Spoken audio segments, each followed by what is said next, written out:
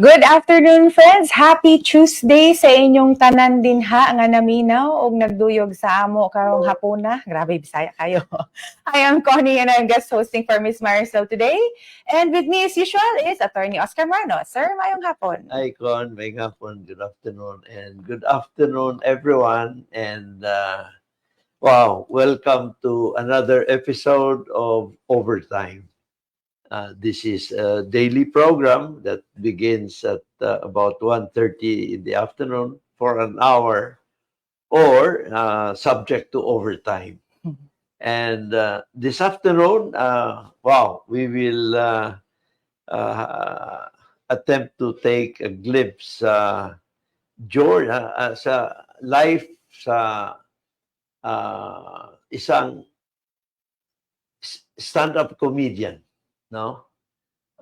What does it take to be a stand-up comedian? And of course, hindi biro ito, and we're very, very fortunate. We're very happy that he has accepted our invitation. And of course, pag-usapan natin how he got into this kind of stage.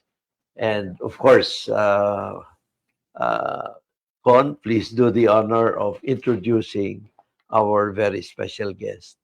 Yes, sir. So our guest for today is a native of Metro Manila, and he was educated in various prestigious schools in Metro Manila as well, like San Beda, College of St. Benilde, and UST. He has an experience in content writing and editing, and he has also been a digital marketer, a creative writer. He has also dabbled in script writing for TV and film. He has been a social media manager, and he has also been a business development executive. So, multifaceted yun ang atong guest for today. He's also entered and won in competitions in comedy festivals. In fact, he won in the first Kuala Lumpur International Comedy Festival open mic competition. So, naay seriousness and naasay mga comedy po ang ability sa atong guest for today. So without further ado, let's check out the wit behind the laughter of our guest, Micah Rafael Martinez Andres. Micah, Hello. Welcome to the show. Good afternoon po. Good afternoon mga people from Davao. Davawans? Di ko alam. Cagayan de Oro. Cagayan de Oro. Cagayan de Oro. Cagayan de Oro pala. Sorry. Hindi ako nag-research. No problem. Baka kasama sa script mo yung Davao. Sige, yun na lang sabihin natin na nagjo-joke lang ako na hindi ako bobo.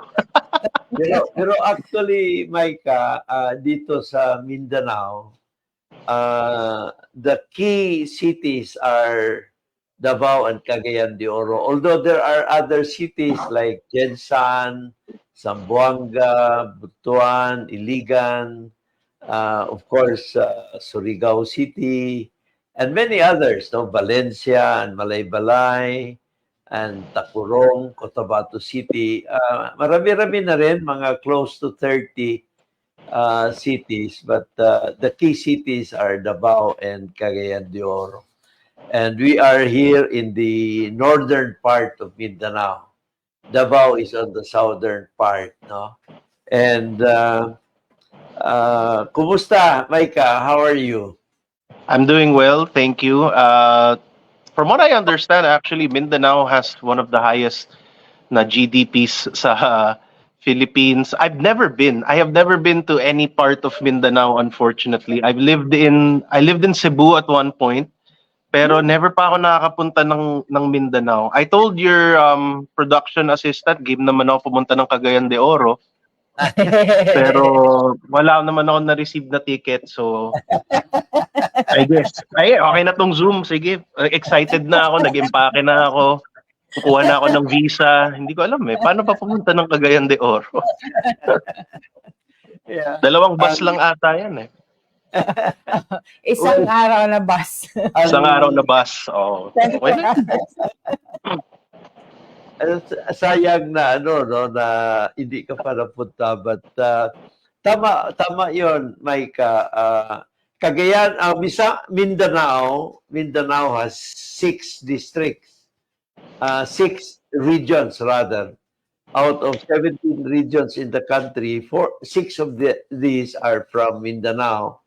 These are Region 9 sa Zamboanga Peninsula, Region 10 kami sa Northern Mindanao, 11 yung sa Davao region, 12 yung Soxargen, and 13 sa Caraga, and then ang BARM. So total of 6 regions, no? But sa 6 na riyon, sa awa ng Diyos, at least 3 ang maganda ang GDP. These are Region 9, Region 11, and Region 12. And hopefully, maganda ang implementation sa peace agreement in regards sa BARM.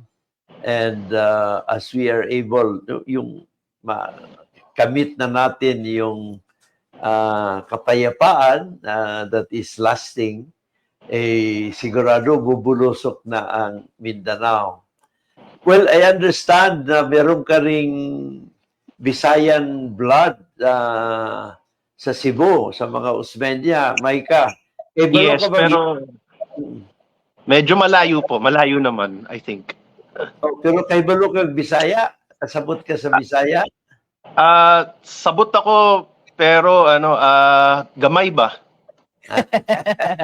Gamay. Pag may nagsasalita ng Bisaya, minsan naiintindihan ko, may mga words na naiintindihan ko. So parang, okay, so tinatawag nila akong tanga. Okay.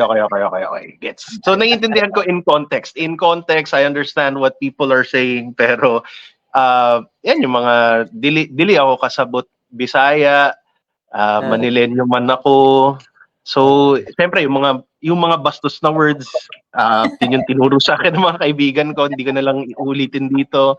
But yeah, I think yung isa kong ex Bisaya rin eh. So, kaya ako siya ex. But yeah, yung sister-in-law ko she's Bisaya also. She's from Cebu also. Ayun, minsan tinuturuan niya ako ng a few words in Bisaya, pero alam mo yung pag-uwi ko, nakakalimutan ko rin sayang. I wish I was fluent in Bisaya. Yeah. Pero ang mga Andres, I understand before we started, na tanong kita kung taga saan ang mga Andres, they are from Isabela, and nabanggit mo Santiago. So, yes, Ilocano naman, Maika. Yan ang hindi ako in touch with. I'm not in touch with my Ilocano side. Kasi magastos ako eh. So, mas Bisaya talaga ako. Wala akong kuripot sa katawan ko. Pag may gusto mangutang sa akin, sige, pautangin kita. Kaya alam kong hindi talaga ako, Bisaya ako true and true kasi basta ay gastos lang ako ng gastos, gala ng gala. I mean, ito yung sinasabi ng nanay ko sa akin dati. So, ang galing. Pero, ang just for the sake sa ating mga viewers, ang mga Andres are, I understand, from Isabela sa lungsod ng Santiago. Alam mo, Maika, siyak maawatak mag-sarsamita Ilocano. Hindi ko alam yan. Ano nangyayari? What's in translation? Sinusubukan kita kung maintindihan mo. Pero Santiago is now one of the flourishing cities of the north, no? Particularly dito sa eastern side of northern Luzon. It's a melting pot ang Santiago. It used to be a town na naging city and very progressive. Yan. So anyway, Maika, I understand nakatira ka rin sa Hong Kong. At one point, yes po. Yeah, dahil you mentioned earlier na ang mom mo is from nagtrabaho sa Hong Kong. Is that correct? Yes, she worked in Hong Kong. She was yung regional training manager ng HSBC at one point. So she was fortunate enough na dinala siya sa Hong Kong, tapos doon siya nag-work. And at the time, kaka-graduate ko lang ng high school, tapos alam mo yung kapag medyo spoiled brat ka, pwede kang mag-inarte sa parents mo na, ayoko mag-aaral, di ko pa alam gusto ko, bla bla bla. So, sabi ng nanay ko, alam mo, kung mag-iinarte ka rin, dito ka na lang sa Hong Kong para magtrabaho ka ng maayos.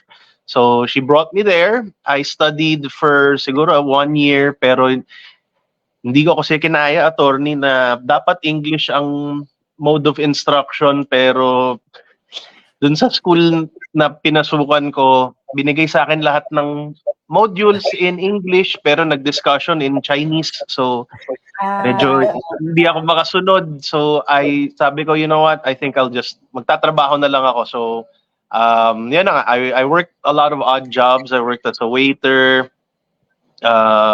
English teacher, dishwasher. Yan yung medyo malala yung dishwasher na yun. Pero, it gave me a lot of insight on, ayun na nga, na parang walang trabahong hindi walang trabahong hindi marangal basta ginagawa mo na maayos.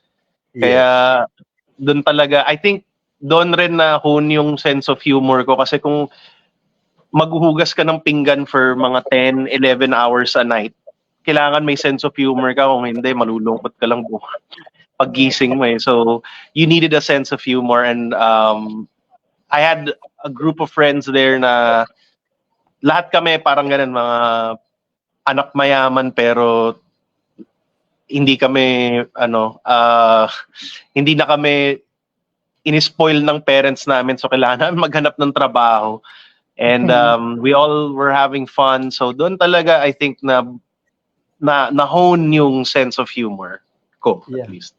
Saan ka nagtrabaho doon, Mike, if I may ask? Oh my God, ang dami. So the first one was at this restaurant called Hemingway's in Discovery Bay. So nag-bartender ako doon. Sobrang wala akong alam sa bartending of any kind. I got the job kasi my first few days in Hong Kong, so yung mami ko, di ba, nagtatrabaho siya sa HSBC, and at that time, she would have to fly to different parts of Southeast Asia para mag-train ng mga executives ng Hong Kong, ng HSBC. So when I moved to Hong Kong, my first 3 to 4 days, my mom took me to all of these different places. She took me to all the different districts of Hong Kong na importante. She took me to Central, to Wan Chai. Sabi niya, okay, dito, masarap kumain dito pag may budget ka. Pag gusto mo ng medyo mamahalin, o dito ka. O, pag wala ka masyadong pera, o dito naman sa restaurant na to. O, dito tumatambay yung mga kids your age. I was 18 at the time. So sabi niya, yung mga 18-year-olds na mayayaman, dito sila tumatambay. Ha? Ito yung mga bar na pinupuntahan nila. Yung mga medyo walang pera, siguro dito ka pupunta. Ito yan. Sa Wan Chai naman yan. And then, she took me to Discovery Bay. Malapit. Basta siya, para siyang neighborhood na malapit lang sa amin. Na puro puti. Pero and, ang Discovery is medyo high-end na lugar yan. Hindi po medyo. High-end talaga. As in, doon ako nagtatrabaho, pero wala akong ma-afford doon. Alam mo yun, yung parang, we were hanging out, tapos may grupo ng mga Pinay na gano'n ho, mga bartenders, mga servers. Tapos nakilala ng mami ko yung isa, kasi manager siya sa isang restaurant na pinupuntahan ng mom ko. So, ganyan, usap-usap sila. Tapos sabi ng mami ko, yung anak ko, kailangan ng trabaho, pwede niyo ba bigyan? Sabi niya, marunong ka ba mag-bartending? Sabi ko, hindi po. Sabi niya, okay lang yan, matututunan mo yan. So, start ka na sa Monday. And then, after a few days, yung mami ko, nagising ako. Tapos sabi niya, so alam mo na lahat ng mga kailangan mong puntahan. Marunong ka ba maglaba? Sabi ko, hindi. O sige, matuto ka. Marunong ka magluto ng sarili mong pagkain. Sabi ko, hindi. Kasi laking yaya ako eh. Sabi niya, ay nako, matuto ka. Sige, alis na ako balik ako end of the month. Sabi, end of the month. September 2 pa lang babalik ka end of the month. Oh, paano ko kakain? Sabi, matuto ka. Paano ko matututo? Ay, hindi ko na problema yun. Tapos umalis na lang siya. So, yeah, I had to learn. And yeah, nagtatrabaho ako. I had to learn everything on the fly. And it was fun. Pero, ayoko na ulitin na siguro. Grabe crash course to adulting, Crash course talaga. Sobra. Iniwan na lang niya ako bigla. So I had to learn. I really did. And I think that was the best way to learn. That is the best way to learn, yung thrown off the deep end. And I was fortunate na yung family namin is, alam mo yon, medyo middle class kami. So kung magkamali man ako, alam mo yon, may sasalo sa akin. So that was, yun yung sininaano ng mami ko na huwag kang matakot mag-try, huwag kang matakot whatever, kasi nandito ako, sasaluhin naman kita if ever. Pero kung naubusan ako ng pera, sorry ka na lang. Yun yung lagi niya sinasabi. So, lagi kaming takot na parang, okay, kailangan natin matuto maging adult kasi hindi forever ang pera ni mami. So, kailangan natin matuto. Right. Yeah. Have you always been, sesegue tayo sa, your time in Hong Kong, you were also studying arts. Bachelor, you were taking up Associate of Arts. You took up Yes. Associate of Arts there.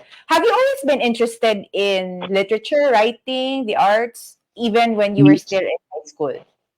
Yes, kasi my mom and my lola were always big readers. Lagi silang, marami silang sinusuggest na basahin ko, ganito.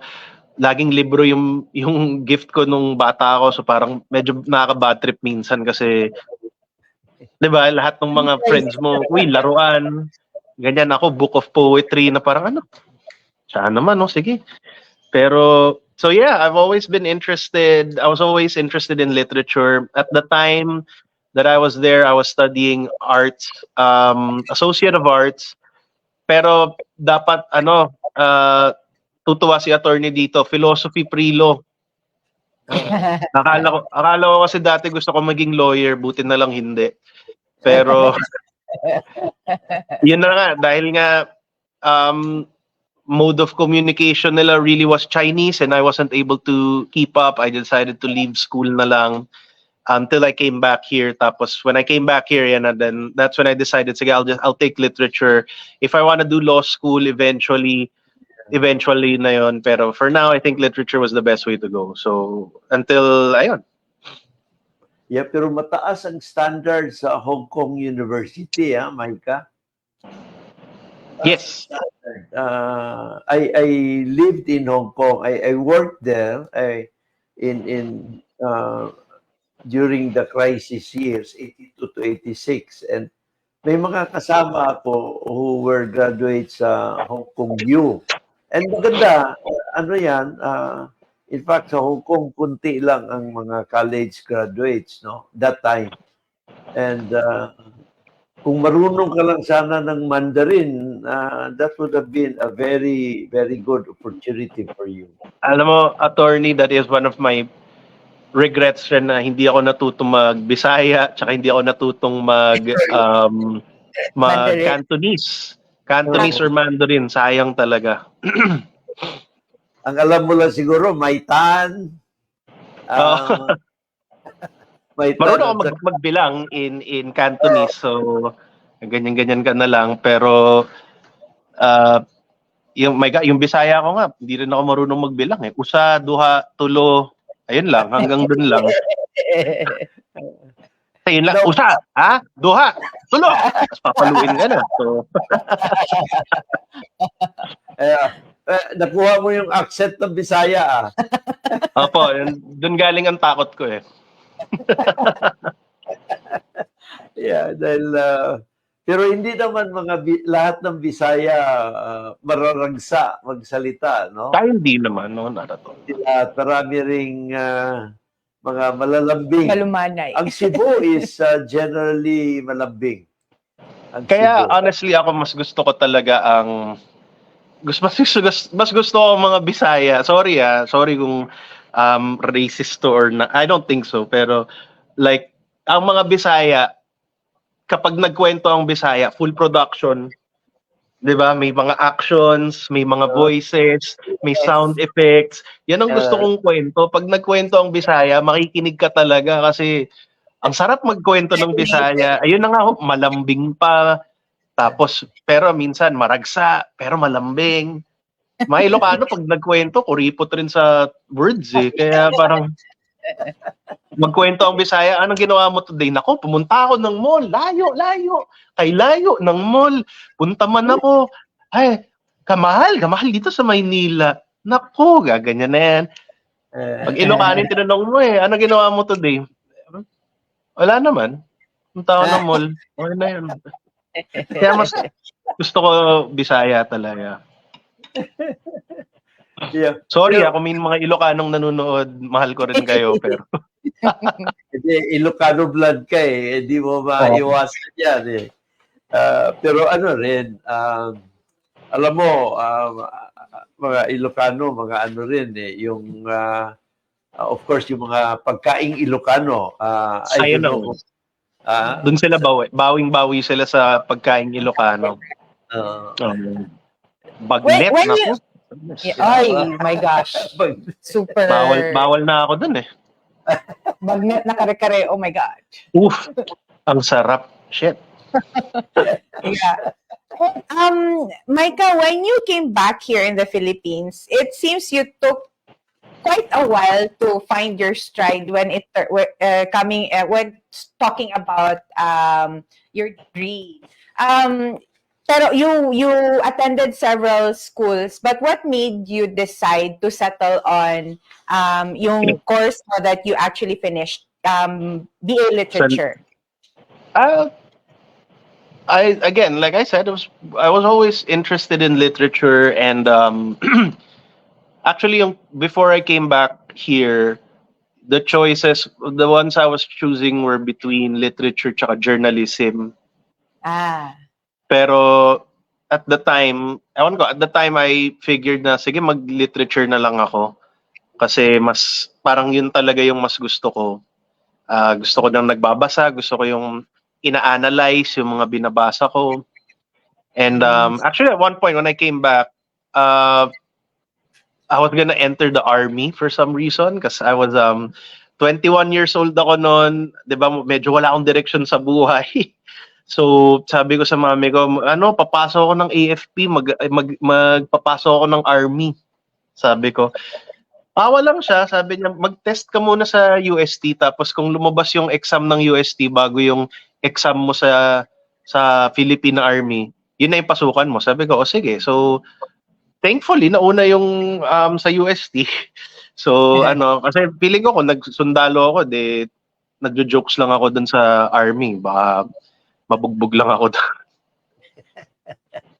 Pero ano yun, maganda rin na yung PMA, you're referring to the Philippine Military Academy, no?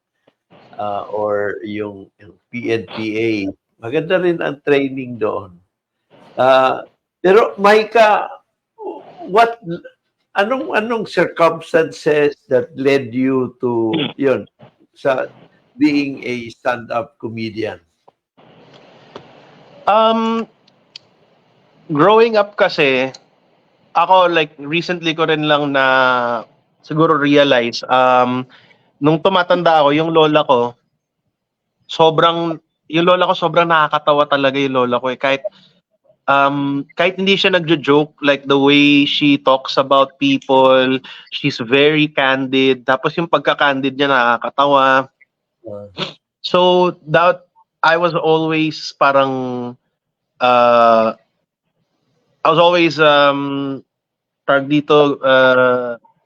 conditioned to find humor in things. So growing up, sa group of friends, ako lagi yung kasama sa mga nagpapatawa lagi. So one of my best friends in high school, si Red Oliero. So we grew up together. He also became a stand-up comedian. Siya yung super successful ngayon. May movie siya. He has a Netflix special out. So when we were in high school, kaming dalawa yung lagi nagpapatawa sa mga friends namin. And that was just always a thing that lagi ako nagpapatawa lang. And at the time, before I started comedy, parang that wasn't a trait na sobrang desirable na lagi ka nalang nagpapatawa, wala kang sineseryoso, paano yan? So that was something that really got me lost rin. Pero around 2014, like I said, si Red Oliero, ka-message kami, and then he says, may stand-up comedy open mic kami dyan at the time, sa Quezon City, punta ka. So punta ako, and then pagdating ko doon, sabi niya, sinign up na kita. Sabi ko, manunod lang dapat ako eh. Anong gagawin kong jokes? Sabi niya, nakakatawa ka naman eh. Figure it out. So ganun rin. Just like in Hong Kong, I was forced to figure it out. So I was so thankful kasi yung first stand-up comedy open mic ko,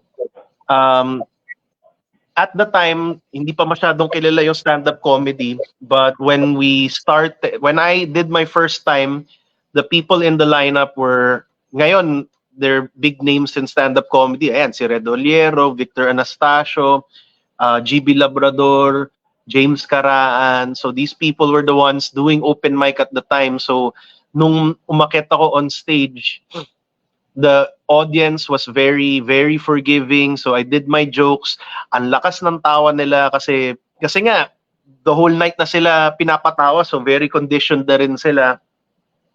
So I had an extremely positive first time.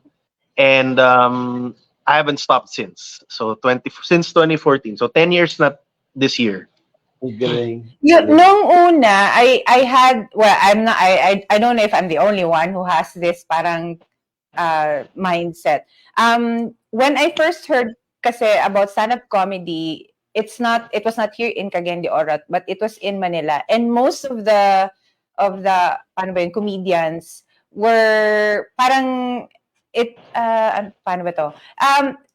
Yung parang hindi siya talagang comedy na like what we see in the shows ngayon na they make people laugh, they have a script. Yun mostly inaasar nila yung audience, yung parang ganun ba? Is that also how you do your stuff? When we started, we really wanted to be disciplined about writing our jokes.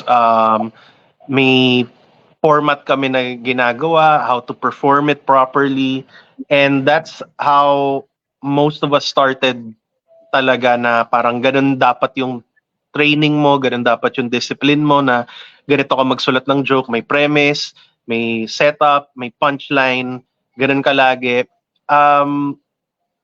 When pandemic hit, I stopped for quite a while. So we do some everybody else remained active. They would go on Zoom. Ako hindi ko kinaya talaga yung Zoom na stand-up comedy. So when I came back 2022, ewan ko, siguro sobrang hayok ko with interaction with people. I started doing what we call crowd work, yung you talk to the audience, ganyan. Not necessarily inaasar mo, pero eventually na ano ko rin sila I mean, I'd insult them, pero alam mo yung makikita mo naman kung game yung audience member, yung pag naggagaguhan lang kayong dalawa, makikita habang tumatawa pa sila, malakas tawa nila, sige, tuloy ka lang kasi natatawa, everybody else is laughing, they're having fun.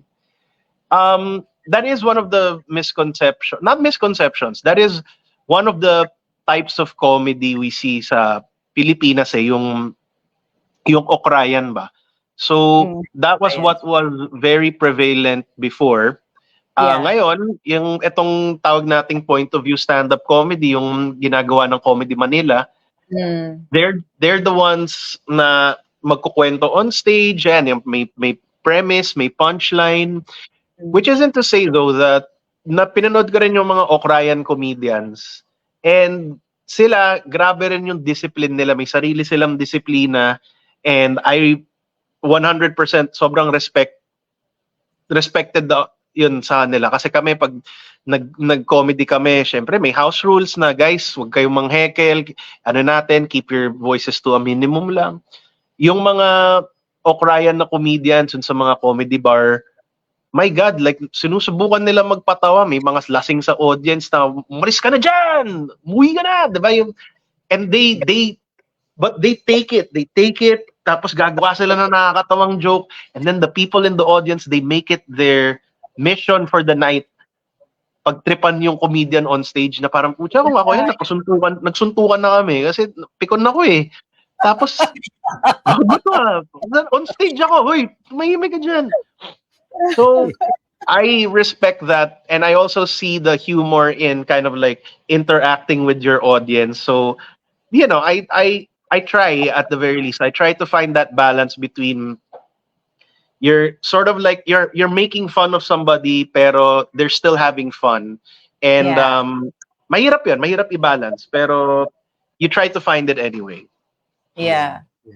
Kasi what's funny for one person in the audience would not be as funny sa ibang audiences. Might not be, pero ang sa akin is basta the person that I'm having fun with, basta sila tumatawa sila, okay lang ako, okay pa ako. Kasi they're the concerned party eh. So pag nakikita ko na yung ibang tao medyo nabobore na or hindi na sila natatawa, then I switch back to my material. Kasi alam ko yung material ko, because we were taught that discipline of writing jokes, I am confident that yung material ko, the premise and the punchlines, those can, you know, make more people laugh. Mas malawak yung ano niya, yung reach. So parang you have like a spontaneous part of your show and then you have yung parang canned part of your show. Parang ganon. Parang ganon na po. So like, you know, you write your jokes beforehand, but the trick is performing it as if it's spontaneous also. Right. For me, my goal is to make the audience think na lahat ng sinasabi ko on stage is spontaneous. They don't know na parang half of it was spontaneous, the other half sinulat ko yon. So actually, no, the goal is for everybody to have fun. The goal is everybody's laughing, you know, their hearts out. Yun yung importante talaga. Is it difficult for you to think of spontaneous jokes? Does it come easy? Hindi po siya madali. Kasi like you said, minsan kung ano yung nakakatawa sa akin, hindi nakakatawa sa ibang tao. Yeah. So I kind of have to figure out if this person is, you know, kung pareho kami ng sense of humor. And lately, the people who have been attending our shows, they have a more open sense of humor. So parang medyo mas pwede mong i-push yung limits nila a little bit. Pero syempre nakakaba pa rin kasi like this one show we had, I was talking to the audience and natanong ko lang, sino ba, kasi I was raised by a single mom. So tinanong si dito, raised by a single mom. One guy raised his hand. Sabi ko, uy, pinalaki ka rin ng single mom. Sabi niya, hindi. So parang, ba't ka nagtaas ng kamay? Sabi niya, hindi. Iniwan ako ng tatay ko, iniwan rin ako ng nanay ko. So parang, wow. Baka ikaw yung problema, pare. Kasi, alam mo yun, nung sinabi ko yun, nung lumabas yung words na yun sa bunganga ko, parang nag-stop yung time for me na parang, oh my God, tama ba tong sinabi ko? Parang mali ah. Ako natatawa ako dun eh. Pero matatawa ba siya dun? Pero nung sinabi ko na sobrang lakas ng tawa niya, so parang, okay, we're good. Okay. At dahil siya, natawa siya, the whole audience also started laughing kasi, okay. But there are risks like that na parang, oh my God, tama ba to? Pero kung tumawa yung kausap ko, malakas yung tawa nila, everybody will join in rin eh. Yeah, kasi minsan laughter, contagious din minsan eh. Yes, definitely. Pero again, those are the risks. That's why you always should have material written down kasi kung mali yung dating sa kanya doon, I have to figure out, sige, paano ko siya, how do I get him back on my side? So, but that one, it paid off. So, you know, sinakyan ko na lang and it you know, it was a great show. Tapos after the show, lumapit siya, sinuntok niya ako. And no, I'm joking. And he was like, grabe sir, sobrang nakakatawa. And I'm like, thank you. I'm glad you found it really funny kasi, alam mo yun, sugal yun sa akin. And he was just like, No, that was super funny. We took photos. It was great. So Mike, parang comedy pero there's a serious note to it. There's a seriousness na approach. Kasi, Parang scientific yung approach. Micah, hindi ko maintindihan. Yung sa, ano ba yon sa Globe Awards ba yon? Si Jokoy was Oo. the MC. And then meron siyang, it was meant to be a joke kay Taylor Swift, no? Pero, para bang ang na yung he made reference to the Super Bowl or something. Now, I think it was meant to be a joke, pero ang medyo iba ang dating to some, no? Now, ang question ko siguro, Micah, is this: panahon din siguro, siguro kay Taylor Swift, imposible naman na banggitin mo si Taylor Swift na hindi mo banggitin yung boyfriend niya. They're a famous pair, no? And then Super Bowl was coming, no? So parang dapat talaga banggitin yan. Nandun si Taylor Swift, very popular, and he had to talk about the boyfriend. Anong take mo dyan? the thing we need to understand kasi when it comes to that is dun sa Golden Globe Awards, number one, hindi tayo yung audience eh. Ang audience ni Jokoy at the time were the people in attendance. Sila yung audience, which means that his jokes have to be catered to them. Right. Pangalawa, everybody knows that kasi tradition yun sa Golden Globes na ang mag-host comedian. And that when the show starts, there's a 10-minute monologue na nagjo-joke siya and it's expected that he roasts people na ookrayin niya.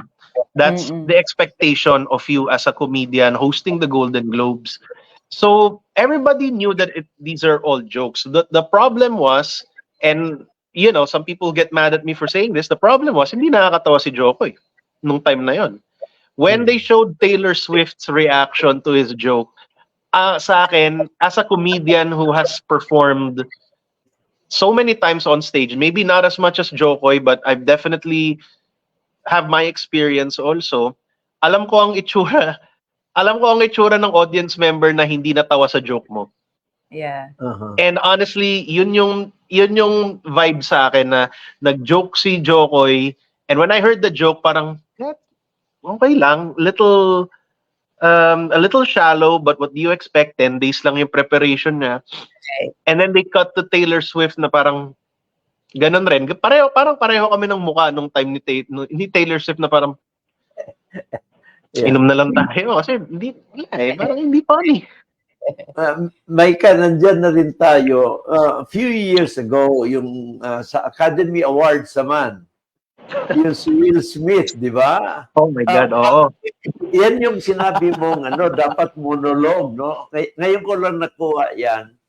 So, yung host noon had to have a monologue, and medyo yun tinamaan niya yung wife ni Will Smith. Yeah. And parang medyo insulto ang dating. Ang tanggap. Anong comment mo doon? That was si Chris Rock. So to Chris give Rock. context, yung joke ni Chris Rock was dahil kalbo si Alopecia. The wife. Or it's something, whatever it was, she was bald, and basically tinawag lang niya si Jada Smith, tinawag niyang G.I. Jane 2. So you know, regardless of what the joke was, kung nakakatawa hindi, nakakainsulto hindi, for me the reaction was very inappropriate. Yeah. It was inappropriate not just because, number one, you're not supposed to be violent towards another person because of words. If those words were accompanied by actions na kumbaga like nambabastos rin yung actions mo, then okay. But these are just literally jokes. These are just words. Right. Tapos sinampal mo siya. And then of course there are some people na, kasi kung asawa ko yan, kung nanay ko yan, kung anak ko yan, sinabihan ng ganyan, sasapakin ko rin. I don't think that's the right behavior for anybody. When somebody says things to you, your partner, whoever you love, words lang, jokes na insulting, that's all it is. It's just words. Ngayon kung hawakan nila, iba na yung pagkabastos, then that's different. Pero ito, this was inappropriate in so many levels. It was inappropriate because you're not supposed to use violence. Violence is your last resort dapat, number one. Number two, you are a fellow performer, entertainer, comedian. You know the rules. You know what you're supposed to do, what you're not supposed to do. Tapos binrake mo yon. So parang for me that was for me at least nawalan ako ng respeto kay Will Smith na parang, man, you should have known better. You really should have. Mali yung ginawa mo and there's no excusing that. Yeah. I think that yung context din kasi it was everybody knew that was parang joke time. Pero apparently, it was a sensitive issue pala sa kanila personally. That's why yun yung reaction niya. But nevertheless, it was a gamble that Chris Rock took. It was a gamble. Yeah. Pero, ayun na nga sa akin lang parang regardless of what the joke was, very inappropriate. You don't use violence unless violence is being used on you na. Tapos parang, there are people who defend it na hindi kasi pag ininsulto yung minamahal mo, dapat talaga suntukin mo sa mukha. Na parang, pag nagkaanak na ako, hindi yun ang ituturo ko sa kanya. Sobrang lala nun. For me, mali yung mindset na yun na somebody insults you or belittles you using their words. Hanggang dun lang. O, di balikan mo rin ng words mo. Di ba? Parang, G.I. Jane 2. So, okay lang. At least ako, hindi ako bansot. Di ba? Di magsakitan tayo ng words. At saka diba? parang nabanggit mo kanina, Maika, na yung mga ganong occasions, mag-monologue ka, normal na mag-roast ka ng celebrity. Yeah. Normal. Parang given yan. So, swerte lang kung sino yung tinamaan, pero that's part of the fun siguro. Yeah. Exactly. Part of the show. Hindi naman niya gagawin, hindi mai-ignite. Hindi mai-ignite yung yung crowd, no? Yun pala. Ngayon ko lang na that's part of the program na mag-monologue and merong roasting na nangyayari niyan. Pero it was risky because he was touching a topic na it could have triggers. And this reminded me of what I saw yung sa Facebook page mo. You had a show in October, and the title was Living in Mental Health. Mental health, yeah. Oo, yun. So, parang, what made you think of doing a stand-up comedy around something na parang it could be something or it could be interesting? It was a gamble, I think, for you then to make a stand-up comedy based on mental health. I always, I'm always open about my mental health struggles.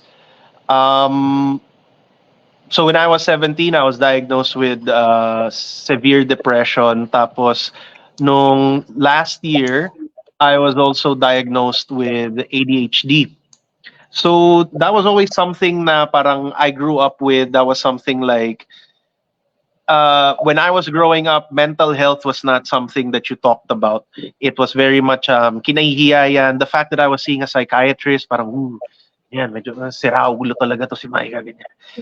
So I was glad that nowadays nag-shift na everybody is starting to talk about mental health.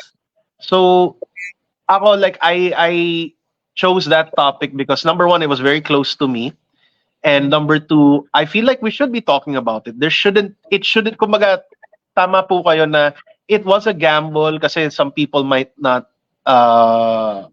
yung mga hindi manunood ng show, makikita lang the poster, some bits from the show, tapos may i-assume na nila na, pinagtatawanan niya ang mga may mental health. It's a gamble in a way, but at the same time, that's why I chose it. It's so that we normalize talking about it. It shouldn't be a gamble in the first place.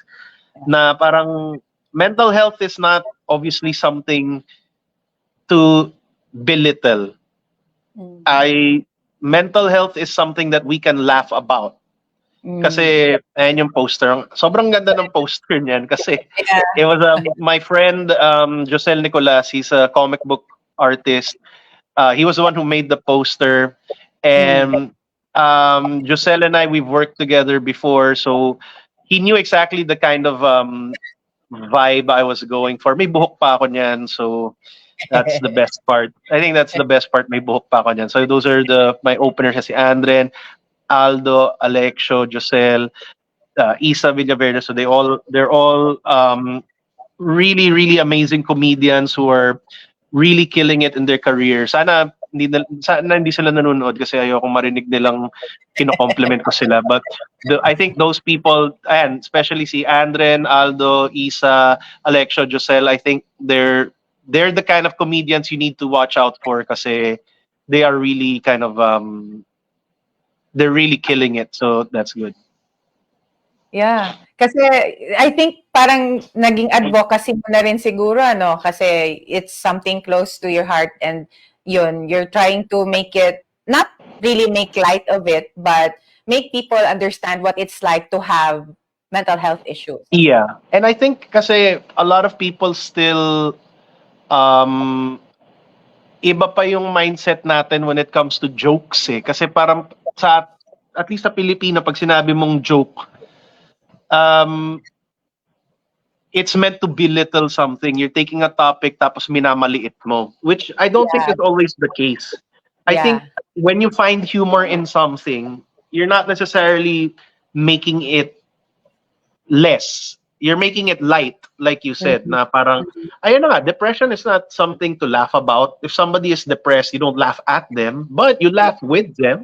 Yeah. You know, there are a lot of things funny about, at least for me, about my depression or the things that go around it. So, and I know that people with depression, they understand it also. Eh. So for me, that's always the thing you should be chasing after when it comes to joking about things. It's not making it less, it's making it lighter. Yeah. But it's unusual na to make laughter out of something serious. Parang ano siya, it sounds difficult to balance. Serious yung topic, but make light of it. It's very difficult, and you know, I was fortunate enough that the people I was performing with at the time, sobrang galing nila. So everybody was primed for comedy. You know, it was less of a gamble than I thought it would be.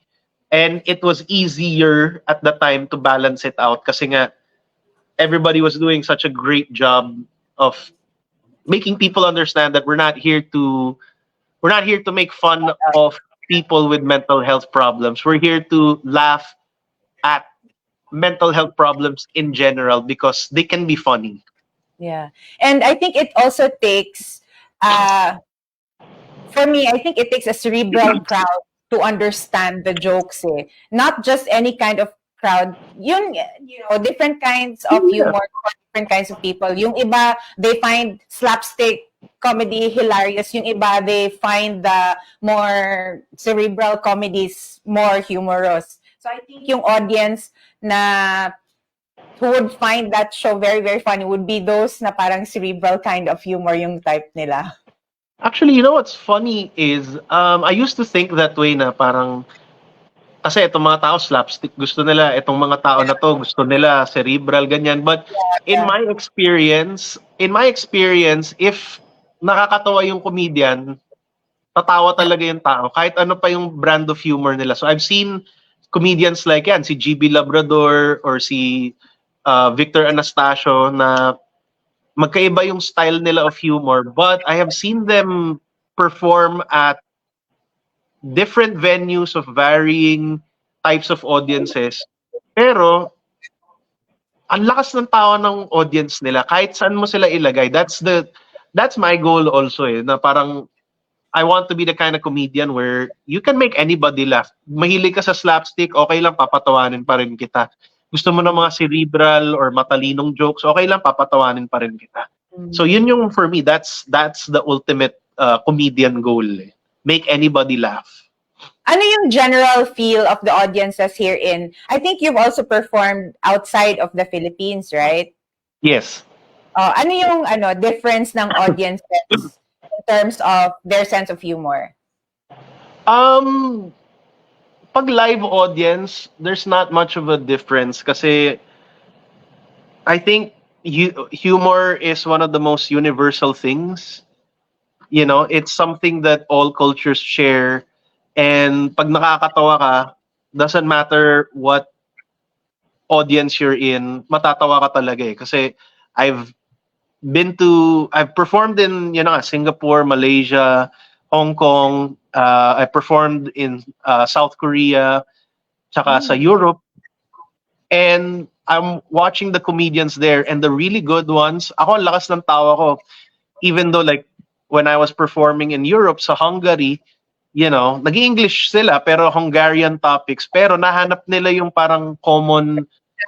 There's a common thread that connected me, a Filipino, to this Hungarian person.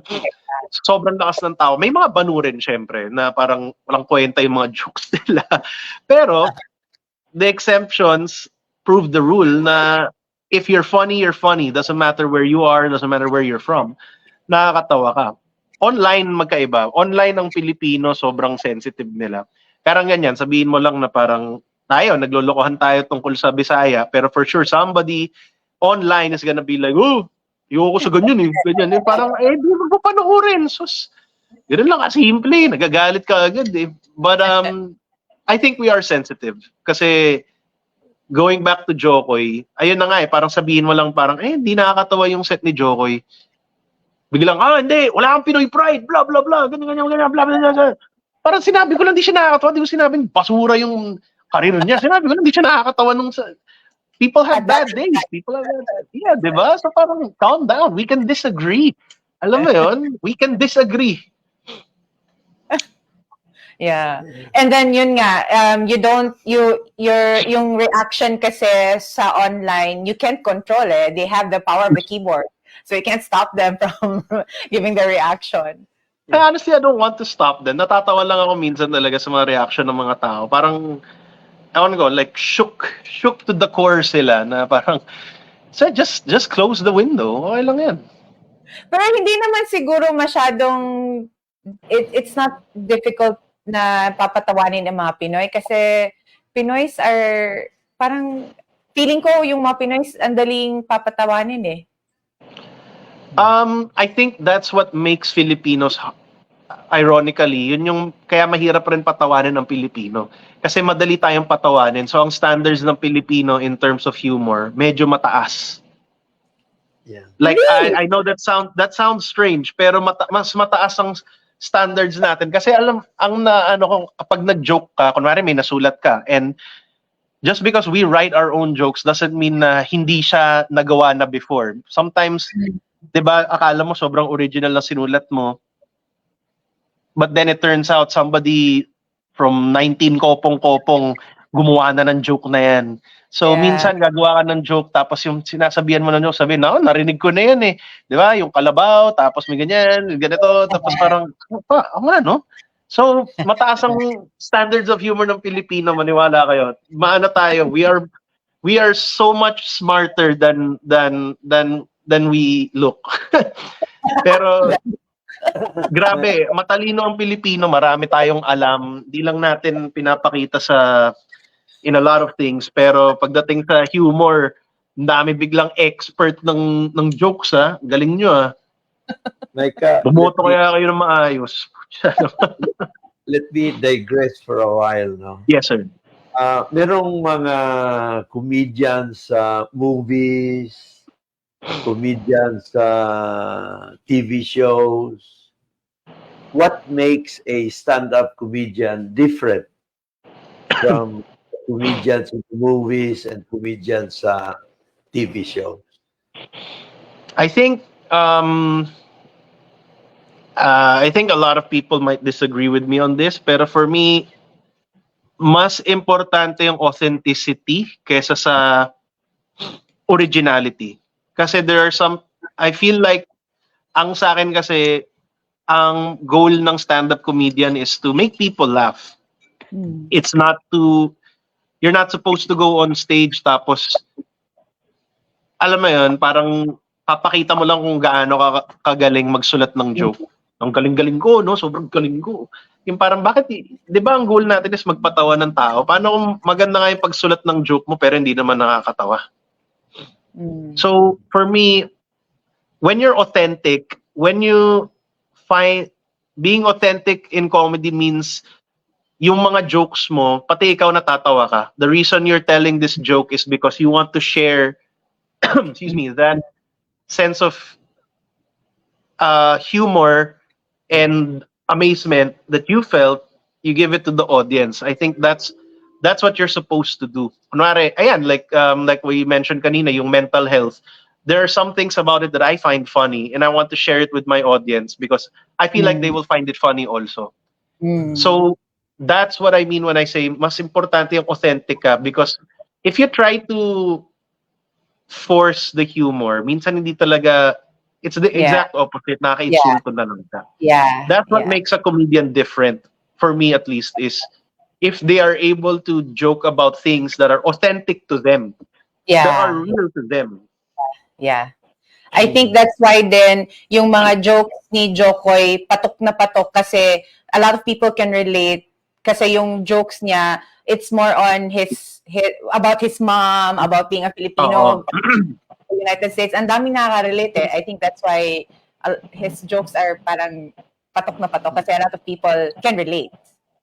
Pero ang ano ko, for instance, Micah, sa movies, the likes of Dolphy, kung si Dolphy had pursued a career as a stand-up comedian, what would he have been?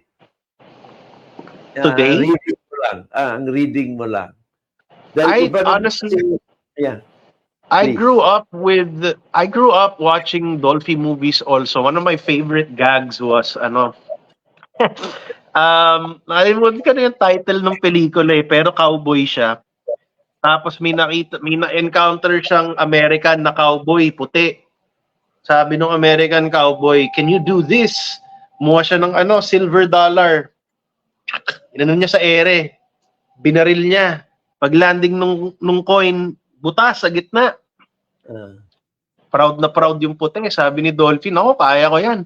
Si Dolphy, kuha siya ng piso. Yung malaki yung kalabaw. Yung may kalabaw pa. Finlip niya, binaril niya. Pag landing, naging mga 25.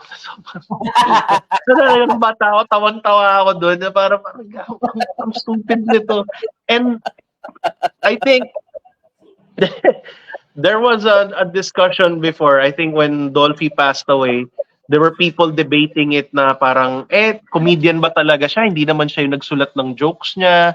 And it's true, a lot of the comedians from the 80s, they had writers writing their jokes. Pero sa akin kasi, I don't know what happened behind the scenes, pero even if hindi niya sinulat yung jokes niya 100%, the way he performed it pa rin, I don't think he would have needed the writers that much eh. I think, pag nasa level ka na kasi ni Dolphy, where you have to be performing almost every day, and you're performing 100, 1,000 gags every day, you need help. You will need a writer na parang, hanggang dito lang yung kaya kong isulat, kaya mo ba akong tulungan dito sa 10%, sa 20% na to?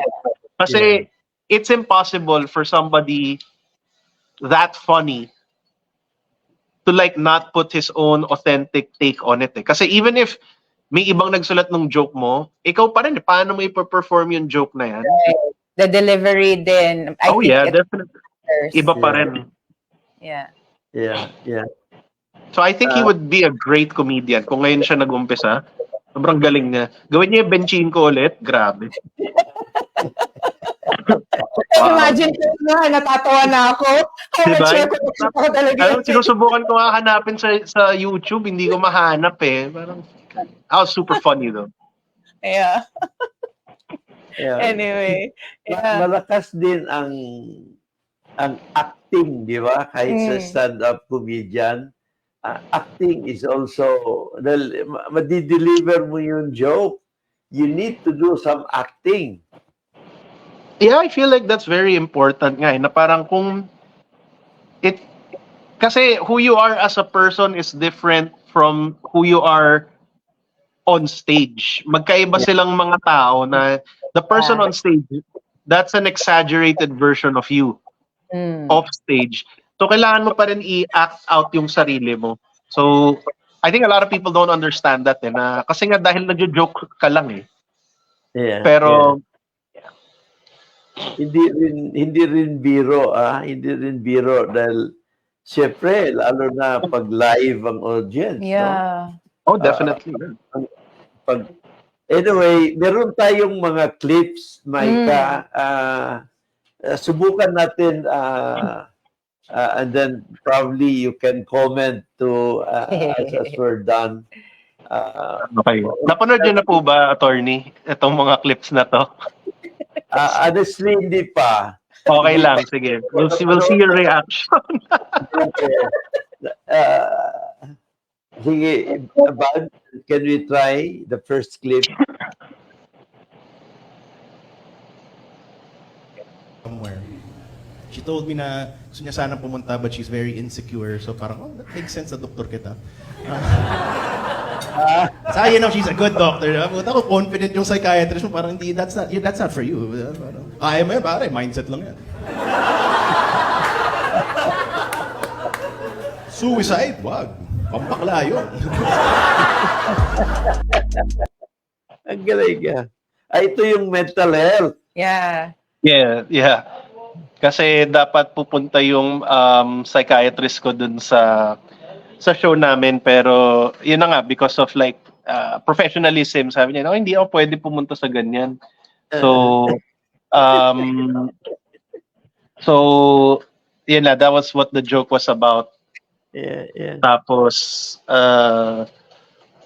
ayun lang. Tapos I like the idea kasi minsan nung may mga toxic mindsets pa rin tayo na natatawa pa rin ako na may mga ganong tao pa rin, ganon mag-isip. Kasi to this day, 2024, there are still people who are like, nako, depression, mindset lang yan. Alam mo, dapat kasi piliin mo maging happy. Na pag narinig ko yun na parang, piliin ko lang maging happy. My God, hindi ko naisip yun.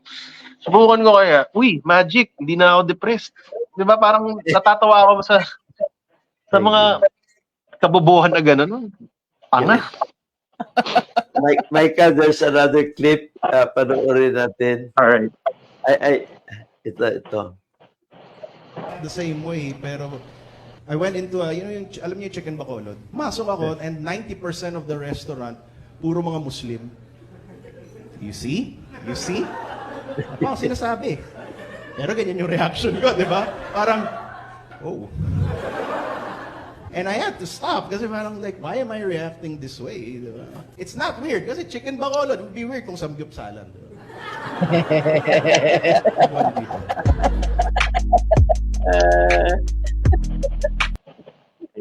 To be fair, kasi sa Metro Manila, hindi kami ganun kasanay sa marami. Di ba, yung mga, hindi majority ang Muslim dito. So, kung pumunta ka na, kunwari, Binondo, punta ka ng Green Hills, ayun, di ba, maraming Muslim, hindi out of, kasi pagpasok ko talaga doon sa restaurant, lahat sila may suot nila yung, yung hat, may mga naka-hijab, tapos parang sabay-sabay pala silang tumingin sa akin na gano'n, na parang, ba't kayo pa yung taga dito ako? At the same time, naisip ko nga, parang, ba't ako nagre-react? Kasi unusual lang makakita ng gano'ng karaming Muslim in one place sa Quezon City. Yeah. At I wasn't trying to be racist. Pero natuwa yung Muslim. Muslim friend ko na tuwagan ko. Okay, Saka safe ako. Safe. yung pangalan ng restaurant, Chicken Bacolod. Oo. Ayun na ano doon. Bakit nandito? Nasa Bacolod tayo eh. O, Chicken Bacolod, di ba? Kaya parang okay lang, chicken bacolod. Then parang doon rin naisip ko, well, sa bagay, kung Muslim ka, mas gusto mo kumain sa may chicken. Right. Kaya, Yeah. oo. Kaya naisip ko medyo mas nakakatawa kung nasa samgyupsalan tayo tapos ba't kayo nandito? Bawal kayo dito. You use sarcasm a lot, no, sa humor mo. What's that now? You use a lot of sarcasm sa humor mo. Yung sarcasm kasi Yes. yung iba, they don't find it funny at all. Yung kind Oo. of humor na may sarcasm. Parang, I love being sarcastic. That's the best. Diba? Yun yung the best brand of humor.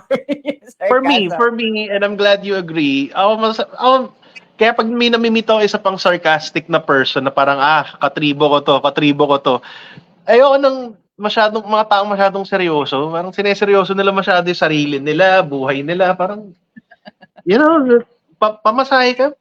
Like, masyado kang tense. Grabe. Like, ako, masarap maging sarcastic. Tapos, mas nakakatawa kapag ikaw, sarcastic ka. Tapos yung kausap mo, hindi niya alam na sarcastic ka. For me, that's the best. Yung parang, mainit ba today? Hindi. Sobrang lamig nga eh. Pa-jacket ako eh. Ha? Naka-jacket ka? Oo. Parang aircon yung hangin. Grabe, 35 degrees. Di ba mainit yun sa'yo? Hindi. Sobrang lamig na eh. Okay, there you go. Tutuloy mo lang siya na yung tutuloy hanggang ma-realize nga, ginagawa mo akong tanga eh. Ha? Hindi. Di ka naman mabiro. Hindi ka naman mapiro. Yes, sir. Kumusta ang market sa stand-up comedy shows? It is doing much better now than it did when we started. Kasi nga, there are these comedians like yan. Si Red Oliero, he has a Netflix special coming out next week. Siya yung first Filipino na homegrown Filipino comedian na may Netflix special. Can you imagine? Tapos, yan, si GB Labrador, Victor Anastasio, sila James Caraan, Ryan Remsarita, they opened up the market for us. So, starting noong 2022, when we had live shows again, yung audiences namin palaki ng palaki. And every show we have had so far has been sold out. So, dati ang goal namin, mag-sell lang ng tickets. By 2022, yung goal namin was to sell out our show for the night. Ubos lahat ng tickets dapat. Tapos ngayon, ang goal is to sell out the show so that you can open an earlier show. Yeah. So, gumaganda yung market and I think it's just because yun na nga, like you said po, there are people here na ito yung hinahanap nilang comedy or naghahanap sila ng comedy and now na, meron palang ganito sa Pilipinas. And of course, social media helps. So, yeah, masaya siya. The market is good. Yeah. You have yes, go ahead, sir. Yeah, dahil natanong ko yan, Micah, dahil nung 70s, 60s, kahit 80s, kadalasan ng mga shows were music. Singing group, jazz, ganon. And bihira na yung stand-up comedy na show. Ang dinudumog doon yung kakanta, band, yung mga ganon, no? Of course, sabay na rin yung dancing, etc. Pero, and then, dumating yung time, mga 80s na jazz na lang, jazz music. And then 90s, and then the succeeding decades, pumasok na yung stand-up comedy. And it would seem to me na nag-i-evolve, no? Nag-i-evolve. Ngayon, ang stand-up comedy is, in fact, hindi lang local. Lumalabas na rin, no? International na. And looks like maganda rin ang maganda ang beauty kasi sa joke dahil yung bang matawa ka sa something na kahit narinig mo na in the past, natatawa ka, no? Sa music Alam mo- kasi, sige, go ahead. Alam mo, attorney, I'm glad you said that kasi ako hindi ko maintindihan yun eh. Yung tipong there are people na nai-enjoy nila yung joke mo kahit ilang beses mo siyang sabihin. Kasi ako, pag nasabihan ako ng joke, pag narinig ko ulit, syempre, na ano yung tawa ko, humihina ng konti. Kaya ako, pag nagpe-perform ako minsan, ayoko nang inuulit yung joke ko. Pero there have been people in the audience going, ay, I was waiting for you to do the joke about ganito, ganyan, hindi mo ginawa. Sabi ko, narinig mo na yun dati. Sabi ko, opo, pero gusto ko po marinig ulit. Parang, okay, sige. Maika, Cater to the audience. Maika, ito ang tip ko sa iyo. Meron akong pinsang buo na hindi naman siya, pero sa amin lang sa grupo, he's the one who delivers the jokes, no?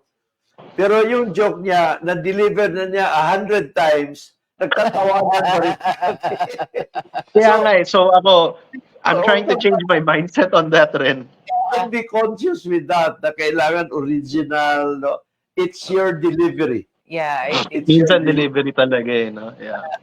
And alam mo, just to add to what you were saying po, like in the 60s and the 70s, a lot of it was, yung comedy natin was very slapstick, very music-based, and it was because of the times rin eh, na nung time na yon, martial law, things were a lot stricter. Diba may, I don't know if you there was this urban legend na this comedian, si Ariel Ureta. Yes. Yung sa ikaunlad ng bayan, bisikleta ang kailangan. Kailangan, no? Tapos pinag-bike daw siya sa karami. So people were a little hesitant to do jokes. So slapstick muna tayo, music, and then in the 90s, 80s and 90s, lumuwag ng konti. Then people were a little more open to exploring. So nagkaroon na ng okrayan, ganyan. And then when it came to the 2000s, 2010s, because of the internet, social media, nakikita ng mga tao, ang dami palang iba't ibang klaseng humor. Uy, yung sarcasm pala nakakatawa sa mga ibang tao rin pala. So that's when we started na rin. Yeah. So it's evolving, and I think it's evolving in a good way. Yeah. Yeah. You have a show coming up in this month. Yes po. It's on March 15 and 16. Dito po siya sa Metro Manila. It's called Pa North to South kasi panot ako. And pa North to South, so March 15 sa Fairview. Kung hindi pa po kayo nakakapunta ng Fairview, wag na kasi sobrang layo niya. Mas malayo pa yung Fairview sa Pasig City kesa sa Cagayan de Oro. Ganun siya sobrang layo niya. Pero nasa Quezon City lang ang Fairview. Pero reason. Yeah. Pero ang Fairview, lang yan, unahan lang sa Congress yan. Oo nga po pero layo pa rin. Sobrang layo niya. Hindi ko maintindihan kung bakit. Gaano po katagal yung flight ng Manila to Cagayan de Oro? 1 hour and 25 minutes. Mas mabilis pa yon kaysa pumunta ka ng Quezon City to Fairview. Mas mabilis pa yon. I'm not even joking. Ganun siya kalayo. Ganun ka-traffic. But yun na rin. Hopefully, makanood kayo. Hopefully, makapag-perform kami dyan sa Cagayan de Oro. I would love to perform in Mindanao. Tapos puro mga Muslim jokes lang ako para... No, alam mo, lahat ng mga Muslim ko na friends, sila yung with the best sense of humor. Parang tinatakot tayo lagi na parang, pag nag-joke ka tungkol sa Muslim, magagalit sila. Ako parang hindi naman. Yung mga kilala ko, sobrang chill nila, tawan-tawa sila. Yun siguro yung mga talaga, mga open to jokes. Maybe. So, gusto ko i-testing lang kung nakakatawa ba talaga o mabait ang yung mga kaibigan ko. Mabait yung mga kaibigan mo.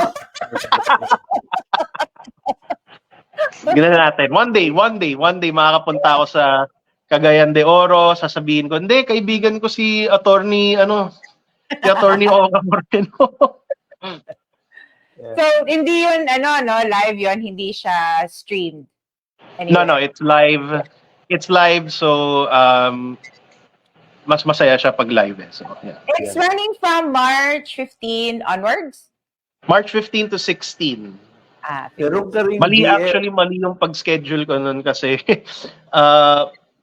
nag-book bigla ng trip yung pamilya ko na family trip the week after kasi plano ko dapat every weekend pero biglang sinabi sa Holy Week kailangan natin pumunta kasama ganyan.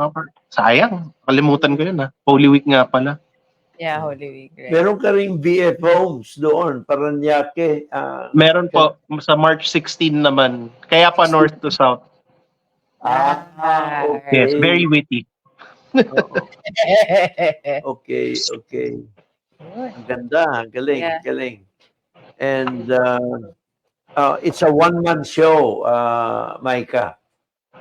I will have people performing with me po, pero ako yung basically I'll be the one may pinakamahabang set ganyan.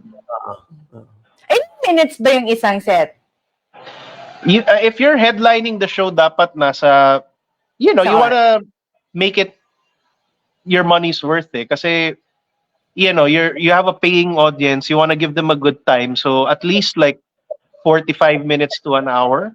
Okay. Kasi gusto mong sulitin yung pera ng audience mo na nagbayad sila ng ganito, bumiyahe sila ng Fairview. Dapat lang patawarin mo sila ng an hour more. Diba? Dapat mas ba yung show mo kaysa biyahe nila. Oo, dapat ganun talaga. Dapat worth it. Dapat worth it ang biyahe. So, it's a lot of pressure. Pero, it will be a good time. Pero na rin, ang Fairview, malaki na rin ang community doon, no? So, I'm sure Naming locals din. marami rin watching. ang matutuwa na meron kang show doon. Yeah. Yeah. Maika, medyo sinyas na si Shine na overtime na tayo. Pasensya na, Shine, kasi late rin ako. Inayos ko pa tong laptop ko. Pasensya na. No problem.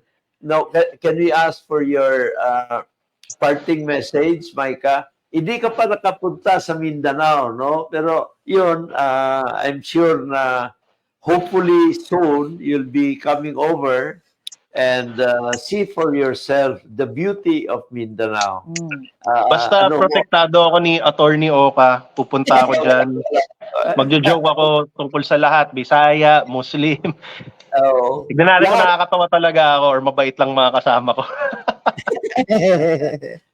So, ano ang parting message mo, Maika, if you please? Wala. Let's all just don't take it too seriously. Ayun na lang siguro. Huwag mo seryosohin masyado. Huwag mo seryosohin yung sarili mo masyado. There are a lot of good things that will happen kapag natuto ang matuwa sa sarili mo, sa nangyayari sa'yo. So don't be too serious. Walang may gusto sa'yo. Don't be too serious. Galing. Tony? Yeah. At the end of every episode, Maika, my role is to summarize my takeaway. Ano ang takeaway ko dito sa ating episode, no? Now, very, very obvious ang aking takeaway. I have seen the evolution sa comedy. Ngayon, ang trend is nasa stand-up comedy na. And syempre, dyan sa stand-up comedy, ang number one requirement dyan is talent. Talent sa delivery and talent sa script, no? And I know it's not easy, but certainly as you gain the clientele, no? Nag-accumulate ng mga suki mo, lumalakas na rin yung kumpiyansa. So, good luck sa iyo, Maika. Good luck, and we hope to see more of you. And syempre, tama yung sinabi mo, sa buhay kailangan na tumawa. Yeah. Kailangan na tumawa, no? And of course, yung pagtawa makes life more meaningful, makes life worth living. Salamat. Salamat, Micah. Thank you for Thank making you. our lives worthy. Thank you. Yeah. Thank you, attorney. Thank you, Ma'am Maricel. Thank you so much. And Mike, hope to see you guys again. thank you very much for your time today, and for you guys out there for listening in our conversation with Micah. If you want to rewatch the show, you can do so here on our Facebook account, or you can check us out on YouTube, where we have our food vlogs and other specials. Our handles at Oscar S. Moreno. And check out our dance moves and legal advices ni Attorney Oscar Moreno on our TikTok account at OscarS.Moreno_. That's it again for us today. Again, thank you very much, Micah, for your time. And Attorney Oscar Moreno, thank you very much. We will all see you tomorrow.